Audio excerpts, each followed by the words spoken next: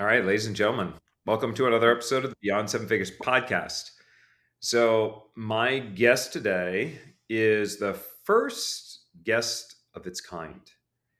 You see, even though he runs an eight-figure consultancy and he's helped other clients drive over nine figures in revenue, the way he's done it is what makes him unique because he's solely marketing to Spanish speakers. It's fascinating, right? Because for a lot of business owners and whatnot, they tend to largely lean in on the English speaking market. It's a huge, huge, huge, massive untapped market. When we start tapping into other dimensions, if you want to speak, and that, of course, Spanish speaking audience. It's actually one of the biggest opportunities that companies frequently miss out on a day to day basis because, look, one in five Americans speak Spanish. And when you live where I live, it feels like it's even more than that because, I'm in South Florida. But one in five Americans speak Spanish. And most of these companies aren't actually targeting this Spanish market. So we're going to dive into that. And yeah, you know what? Without further ado, the company's name is Abogados Now. My guest is Hugo Gomez. Welcome to the show, brother. Thanks, Charles. Yeah, it's fascinating. And when I found out that we were scheduled to speak, I was really excited to talk with you because it's so true.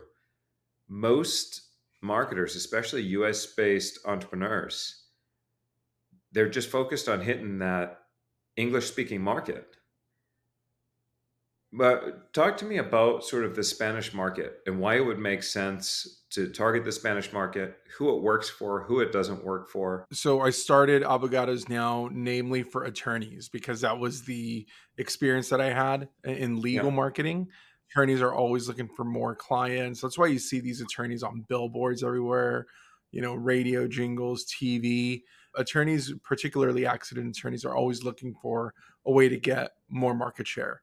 And so what I found was that educating the legal market on the vast opportunity within the Hispanic market was ended up being a really good thing. It was the reason I started the business. So the data points are really strong, even from when I started the company 6 years ago. It's that Hispanics over index on using mobile phones. Hispanics over index on trusting what they read on social media, and Hispanics over index on consuming streaming video content. So essentially, Hispanics are more digital forward than the general market, which challenges a lot of the preconceptions that a lot of the professional services organizations across the country have about the Hispanic market. But this is a super dialed in, super digital, super mobile market. And it's why we've expanded since. So like now I really come into these conversations as a founder of HispanicMarketing.com because that's our main company now. Abogados, which is our legal brand, is now just one arm of this greater goal to connect companies to the Hispanic Got market. it. So, you mentioned the legal market? What other products or services should really be considering reaching out to this Hispanic market? I think definitely medical. So, like medical clinics, medical centers, dentists. When we look at financial services, we're looking at insurance, auto, home, life. Regional banks are ripe to tap into these markets because they already do a lot of local marketing. So, they could essentially scale by creating new channels that directly speak to the Hispanic market. D2C. I mean, you name it. And anything that works in general in the general market, you could find an audience, an incremental Hispanic market through mobile Spanish ads. So it's why we started HispanicMarketing.com because we had so many people knocking on our doors over the years saying, "Hey, we've heard what you do in legal. Can you help us out in D2C, in travel, in entertainment, in regional banks?" So it's very obvious that a lot of organizations are trying to find some competitive edge. And I find that the Hispanic market is the low hanging Now, fruit. anytime I ask a question like this, or I say, "Hey, this is going to be a dumb question," I hear myself repeating, "There's no such thing as a dumb question." But I do feel like I want to ask this question, even though it might sound a little bit silly. Um, let's look at myself, for example. right? So I run a business Mhm. coaching market. And even though I've been Mhm. taking Spanish on Duolingo for, I think I'm on a 560-day streak, I am not fluent in Nice. Spanish. But because my services, I'm not fluent in Spanish for my services, does that disqualify me for advertising to the Spanish market? Probably, yeah. Yeah, I would Okay, say yes, because it's just easier to like, our big thing is when we advertise on behalf of a company, we're authentically advertising the company. So, we wanna make that promise on behalf of a dentist or a doctor or an attorney or a regional bank saying that we are bilingual friendly, we know the Hispanic market. So, we align with other companies that already have bilingual got staff. So, but just generally speaking, most companies that we talk to have it. bilingual staff. I probably get on 1 or 2 consulting calls a month where there's just not a fit, but more often than not, there is either an existing bilingual staff or at least some goals to hire Got for it. it. Now, just so that people didn't think I was nuts for asking that question, it's whether or not you can get a lower, cost of acquisition, even with a bilingual Spanish market by targeting to the bilingual Spanish market. If somebody you could target Spanish means they speak Spanish, but they also speak English. Like that's sort of where I was going. Is there like a hidden gold mine there, or no? It should really be somebody who speaks fluent Spanish. Yeah, the gold mine is bilingual for sure because there's I call it 3 markets. There's like at least in the context of Hispanic marketing, there's the English dominant Hispanic market. So folks that don't know how to speak any Spanish. There's folks that only speak Spanish, don't know much English. Those are the Spanish dominant Hispanic users. And then there's the biculturals. Those are the folks like myself who kind of straddle in the middle. I can have conversations in Spanish with some of my colleagues, my family certainly, but I default to English because I've been raised here in the United Got it. States. So let's actually sidestep for a little bit. I mean, you've created an 8-figure agency, so you've done really, really well. How have you been able to achieve the level of success that you have? I was really lucky to have worked in other organizations that were able to scale quickly through really unique Hmm. niches. So for instance, I used to work at a commercial finance company like a decade ago, and they were a broker, but we wanted to differentiate ourselves in this growing fintech space. So we built like a fintech product and to stand out amongst all these other shady brokers. We built product and we built credibility. And that was just like one example of several jobs that I had where its CEOs were all about market Hmm. differentiation. I'm really good at generating leads for companies.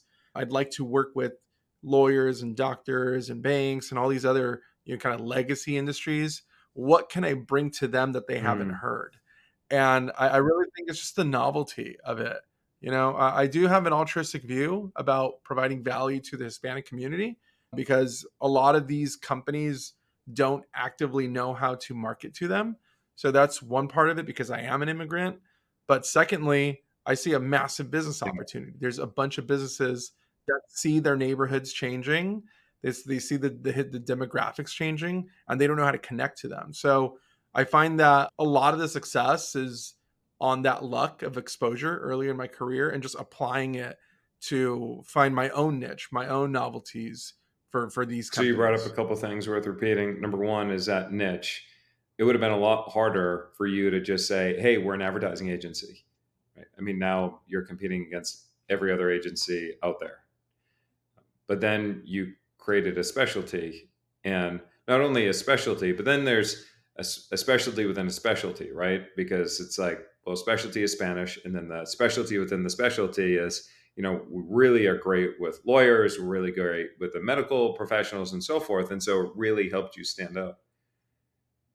One of the things that we look at when we're growing companies is, are you in a market where everybody is comparing you apples to apples, or have you been able to create that apples to oranges comparison, where it's hard to say, do you have any competitors?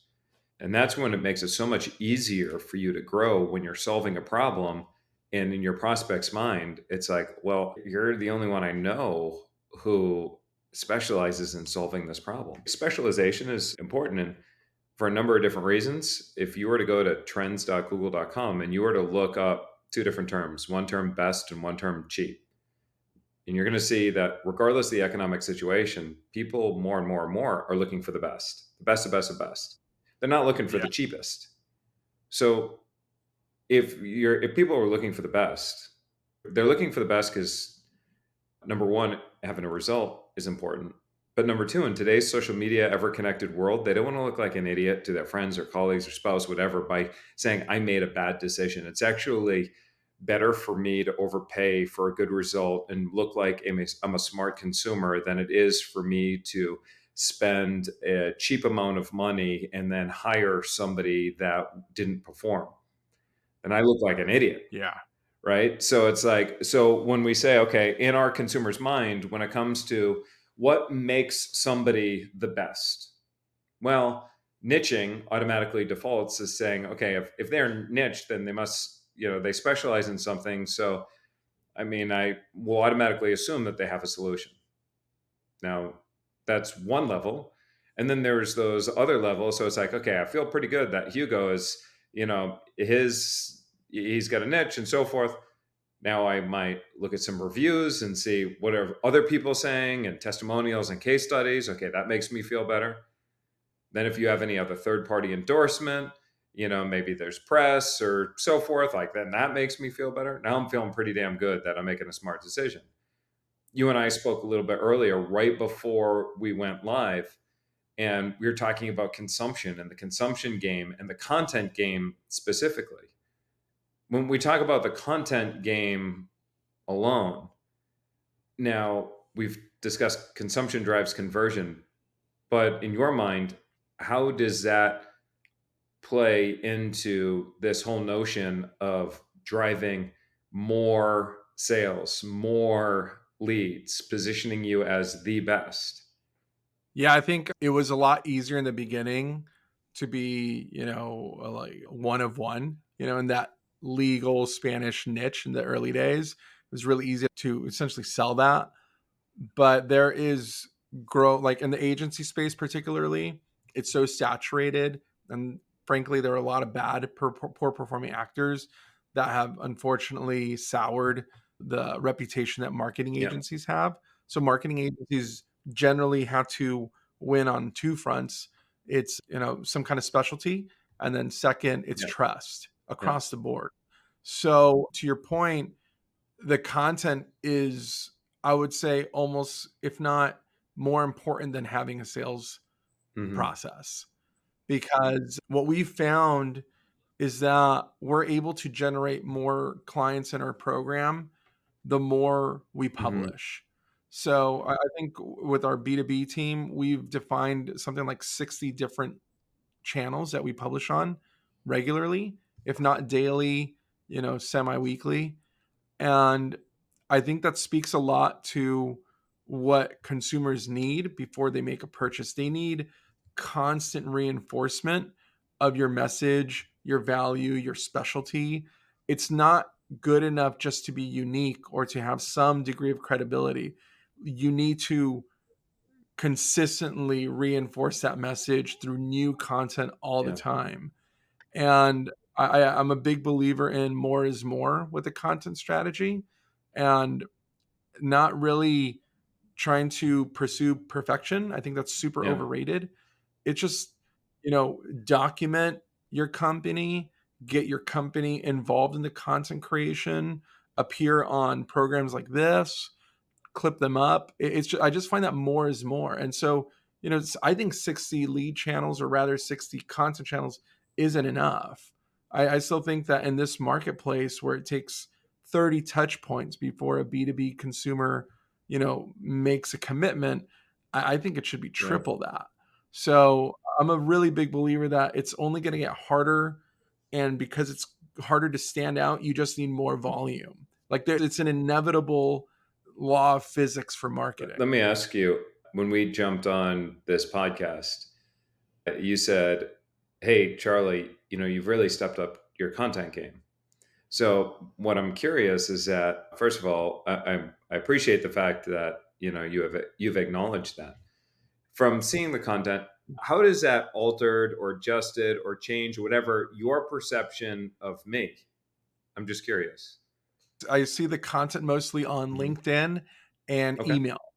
And what I see is an organization that is growing, that they're finding new ways to build community, that they're using community as a way to drive new interest in your consulting services or some other services that I'm not aware of. And to me, I think it just demonstrates scale, credibility. The way you guys have done it is pretty freaking awesome because it's not needy or like desperate, it's value Mm. driven. Every time I get an email or I see a LinkedIn post that you guys put, I feel like I'm getting more out of it than you are, Wow. and that's a winner, and that's something that I wanna replicate in our content. It's someone feels like they're getting, like, an edge just by having been connected to Holy you. cow. I got to tell you, like, whoo, I got chills. That just made my day right there. That's probably one of the greatest compliments that I've received. It does sort of spit in the face of a lot of what gurus would tell you, which is ABC, always be closing, right? And always be selling and, driving, hardcore sales messages. And I mean, that actually worked back in, the prior to 2020. Like that type of stuff worked. But what we're finding now is that if you're willing to play the long game and you're willing to have sort of that delayed gratification, if I'm willing to play that long game and nurture a relationship and really provide value, results in advance, offer new and fresh perspectives or whatnot, I tend to find that one of two things generally happen. One is they either become a client, or two, they refer somebody over. And, it's like, Right. sometimes you have to have a lot of faith when you take that approach because when you're playing the long game, you might not see a full pipeline the first 30 days. You might not see a full pipeline for 60 days. You said earlier, Hugo, it takes 30 pieces of content, right? It's consumption drives conversion. It might take somebody 90 days to get to that point, but you stick with it within that 90-day period. All of a sudden, it's like, wait a minute, something's happening.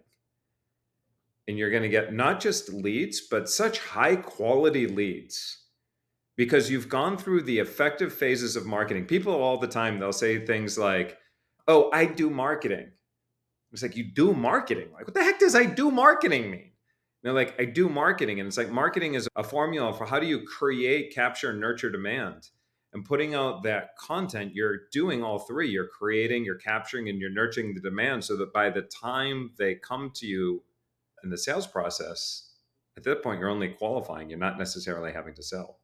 It's almost like you could identify which companies are credible based on how they position themselves through free content, Mm. because I feel like if you're selling and you're positioning promises and short-term expectations, that company is probably short-term focused, probably not focused on your long-term benefits. Whereas if you're just giving stuff away for free, giving away knowledge, giving away perspective, it's such a long-term play. And I just think it's like if you're patient and you're good at what you do, the content will pay for itself in massive dividends. I'm a big believer that email used to be the highest ROI channel. I think it will soon be the second. I think the content stack will be the highest performing one as a result of those who stick it out the longest, who are good at what they do, what they provide, and are just providing benefit to the consumer of the content, because that's just building funnel and Yeah. trust. Everyone else who's just looking for those quick hits, those quick wins, I feel like it's just evolution. They'll kind of die on their own on the merits of the work and the merits of those promises. It's interesting that you bring it up because I've never thought of it like that. It's the longer term players are the ones that win, Isn't I that the think. way, like, with just life in general? Man, I know myself, like for a long time, I've been wanting to get six pack abs like so bad. And so, I went from one diet to another diet to one other program to another and different supplementation and whatnot because it was like I wasn't willing to just give it 90 days. Right? For me to lose the amount of the percent body fat for me to get to where I need, I figured it's probably 90 days, but I wasn't willing to give it 90 days. Instead, I spent years going from, pill to potion to program, whatever it is, just trying to get what I could have done if I was willing to play the long game. And we're not even talking a long time. We're only talking 90 Yeah. days in most cases. Do you find that even some of your highest, like, performing clients that you've consulted with, that they sometimes forget that fundamental truth? That sometimes it's like you can't have that thing that you intuitively know now, that you have to be patient? Or is that a discipline that a lot of your clients exercise, that they're self-aware enough to know that they need to dampen their expectations? What a great question. I kind of liken it to kids, right? Do you have kids yourself by chance? Not No, yet. not yet. Okay. So maybe you remember when you were a kid, right? When you were a teenager, Mhm. like how confident were you in your ability to just take over the world? Were you, A yeah, billion percent. really confident, right? And then Yeah. as you got older, did you believe that the same strategies that you thought were true when you were a teenager actually were going to be your ticket to success? Negative a billion percent. Right. And it's funny because many times you'll talk to startups and you'll talk to them and you'll say, so tell me a little bit about your business. And they'll say, we're probably going to get maybe, I don't know, 8 million this year or something like that. It's like, oh, 8 million. Okay. So where are we at right now? We're pre-revenue. Wait, so hold on a second. You're pre-revenue. You haven't sold anything yet? No. And you're going to get to 8 million this year. Yes, because if all we did was take 1% of the total market, they don't know what they don't know because they haven't failed enough to know how difficult it is. But then you seldom will talk to somebody who's at the stage that you're at in business, who's done 7, 8 figures, multiple of 8 figures, that haven't gone through enough struggle rather than growing fast, super fast. The most important thing for me is sustainable and predictable growth. If I can just knock off, a little bit every single month, but consistently get 1 month better than the next, better than the next, that's what I want. And that's like the difference between the teenager who's going to take over the world and then the more mature adult that's been there, that's done that, said, you know what? It's all about staying steady and consistent along the way. And for most of our clients, they've gotten to that point only because they realize they've tried so many times and failed at so many different things. They're just tired of just chasing their tail. And now they're like, okay, I think I figured it out. And then they're willing to play more of that long game. That's an unspoken truth. Do you find that? I see it all the time. I'm guilty of it even now. Today I had a conversation where I'm like, why hasn't this outcome already happened when it's going to take another 6 to 18 months? And yeah, you need that certainty and that Yeah. patience. But it seems like I feel like the most elite performers are consistent at that- managing that That's hard. expectation. Whereas I still feel, yeah, it's super hard. I feel pretty green and young. I'm 38, but I still feel like 21 years old in this space. Like there's so much left to learn. And I feel like that's where the peaks and valleys in leadership present themselves. It's because of that inexperience or that lacking Yeah. wisdom. So I think it's more of a construct of time and trust that hopefully that'll come through. But yeah, I've always been curious about what you've seen with your clients in that regard. Yeah. Even on a personal level, right? On a personal level, it's hard. Again, like, okay, you want six pack abs? No problem. Can you wait 90 days? And it's like, oh, no, like I want them Yeah. now. Right. And it's like, well, Yeah. you can get them in 90 days, but that actually is harder than the Yeah. workouts, the diet, whatever, that part is easy. The hardest thing is just waiting, right? Yeah. And that requires an Yeah. incredible amount of just discipline. And when you look at things like delayed gratification is such a muscle and a criteria for success that gets developed over lots of time, you know? So when you look at your clients, do you find the same truths to be true with your most successful clients? Yes, emphatically yes. Like I'm looking at our portfolio. The ones that want instant results are more than likely never going to succeed. The ones that have a commitment to the future, they get the process. They trust their instincts about having patience and exercising patience. They're the ones that do well. I mean, I can rattle off a handful of clients that are the best performing in our portfolio. They're the longest Yeah. players. Like they're the ones that have fractional CFOs that they listen to. They're the ones that have a C-suite that pushes back on them. They're the ones that are looking at what their business could look like in 5 years, not 5 months from Yeah. now. And it's not to say that the short term isn't important. It's super important, especially for cash flow and sustainability. But yeah, it's like the ones that can forecast out several years, they're the ones that do the best in our Yeah. program. And that's across all verticals. Well, and here's part of the reason why that is, especially in the business that you're in, right? Now, your approach might be a little different, but typically, when I look at like marketing, I tell everybody the first 90 days, let go of the outcome. The only thing we're doing is we're investing in data.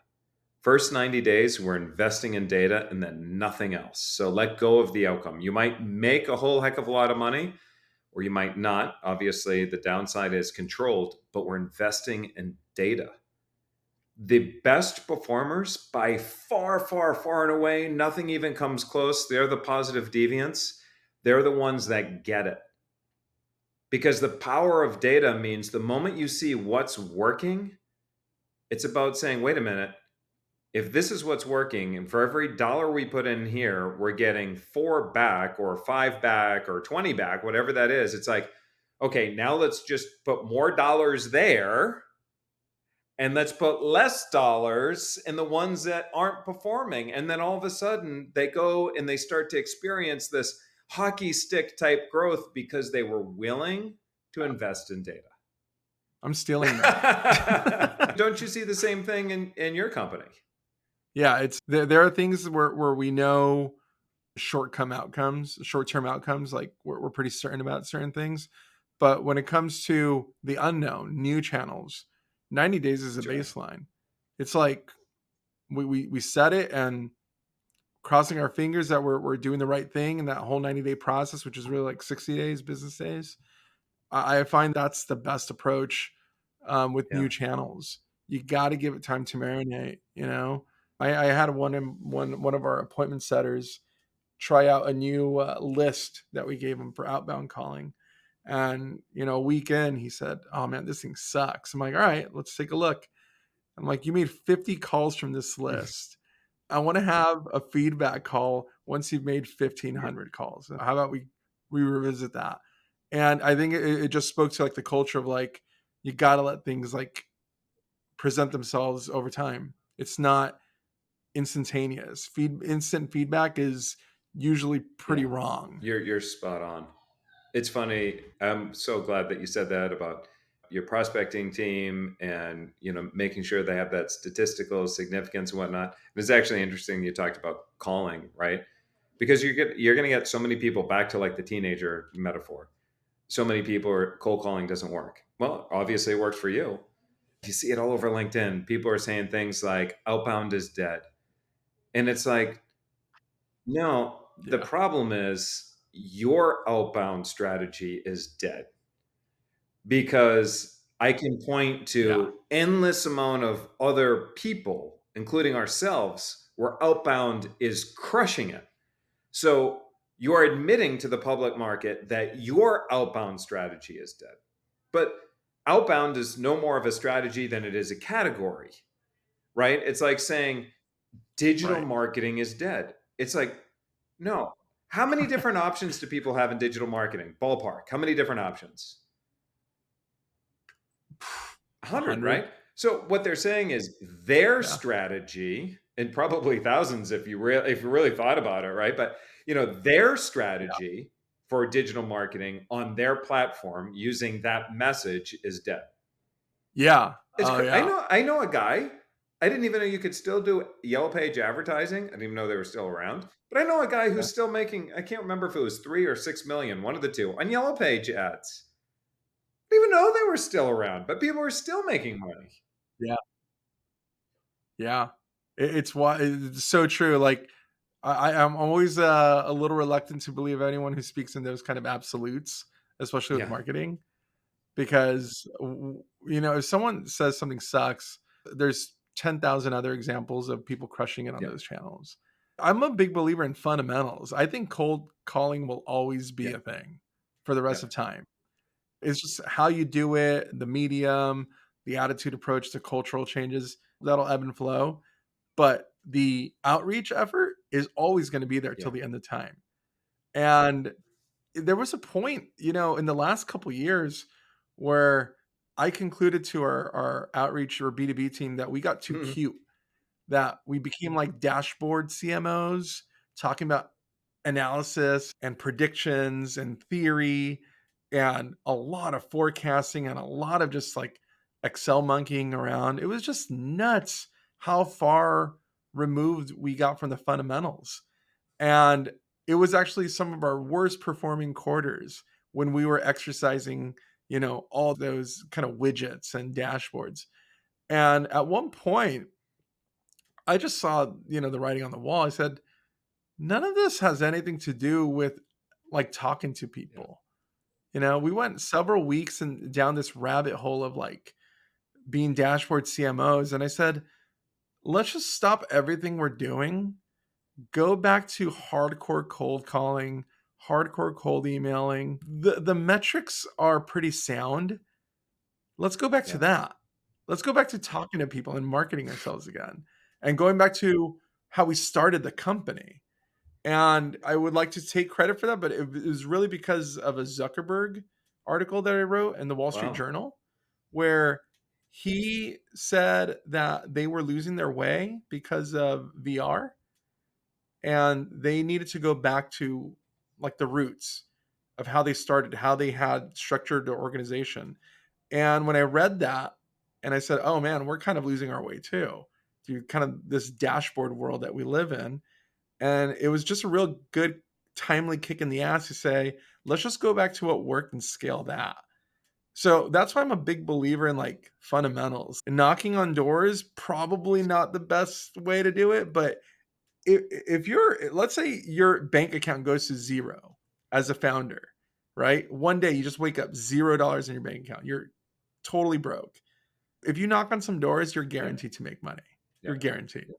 And I think those are fundamentals that will always be there in sales, even in B2B sales. Like door knocking, inefficient, cold calling, highly efficient, big believer in it. And I think it's like when we get too cute, we lose out on the Yeah. fundamentals. Totally get it, man.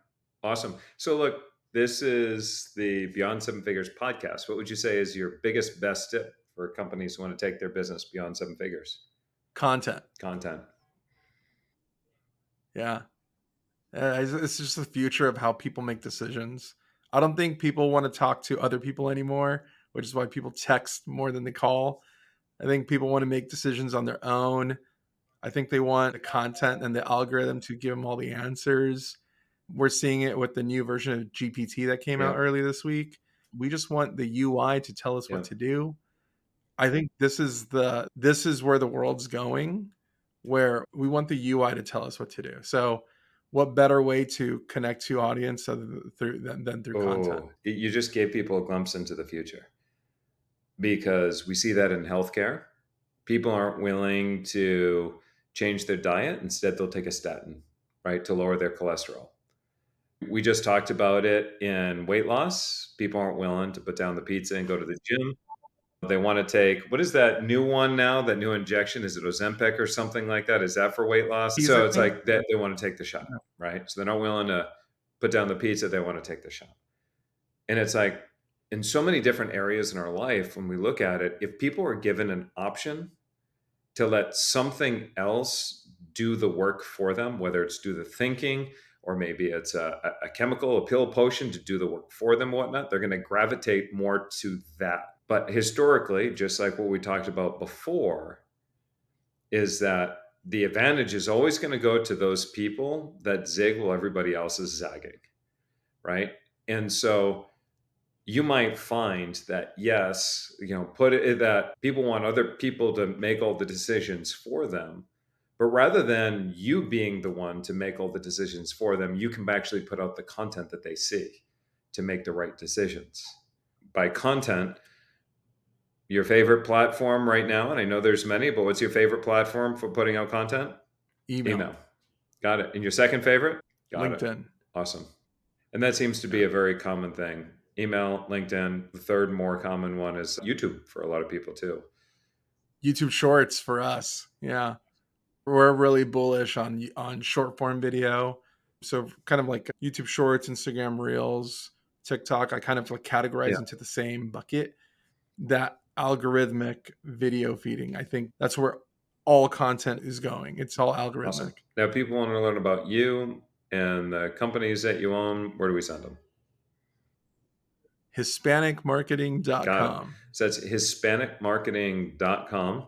We covered a lot of information today. Oh man, it's going to be hard to kind of recap it all. We talked about the opportunities that exist in the Spanish market. We talked a lot about content. We talked a lot about playing the long game, right? And delayed gratification. Touched a little bit upon the future, and people are going to expect everything to make decisions for them. A lot of good things that we covered today. This is just really, really a killer episode here. So, as a reminder for anybody that is looking for more tips, strategies, and information to take their business beyond seven figures, also check us out at predictableprofits.com. Again, that's predictableprofits.com. This is Charles Get Out with my friend Hugo Gomez, and I will see you in another episode.